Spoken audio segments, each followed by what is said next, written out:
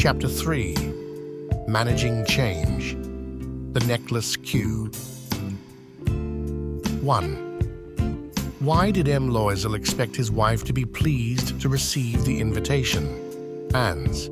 He knew she loved things like that and hoped she would be happy because it would be a chance for them to go out and do something together, since he thought she never had a chance to go out.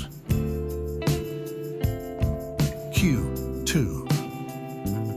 What was Mme.Loisel's reaction to reading the invitation? Ans. Mme.Loisel reacted first excited, as she was Pope in it, then sad or mad, because it was an invitation to an evening reception, which she has no fancy clothes to wear. Q. 3. How was the life of Mme.Loisel before the loss of the necklace? Ans. Before the loss of the necklace, Mme.Loisel was an unsatisfied woman who lived a modest life with her husband, but still had some luxuries of life, as she had a maid for house chores. She always dreamed of more than she had, of fancy parties, being a socialite, and having the luxuries of those with more wealth. Q4. What efforts were made to find Madame Forestier's necklace? Ans. Loisel immediately went over the whole route that they had walked to search for the necklace. He even went to the police, to the newspaper offices to offer a reward, and to the cab companies. He went everywhere he could find a ray of hope. Q5. Describe in your own words how the Loisels' life changed after they had paid for the new necklace. Ans. Mathilde Loisel's life and her husband's life changed after she incurred a heavy debt to buy a new necklace.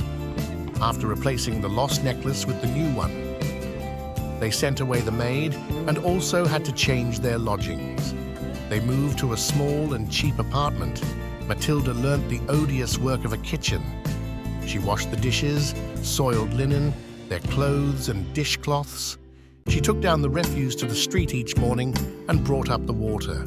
She used to go to the market bargaining at each thing to save money. Loisel worked in the evenings, putting the books of some merchants in order. At night, he did copy at 5 sous a page. This lasted for 10 years, and at the end of the said period, they were able to repay their lenders. Q6. What was Madame Forestier's reaction when seeing Mme.Loisel before she figured out who she was? Ans. She was stunned that someone so poor and worn-looking would speak to her as if they were acquaintances. She didn't think it was her old friend. Q7. How did Mr. and Mme.Loisel replace the necklace? How did Loisel arrange the money for necklace? Ans. They replaced the necklace by paying 18,000 francs, which his father had left him, and borrowing the rest of the amount from usurers and moneylenders. Q8. What was Madame Forestier's reaction when the necklace was returned? Ans.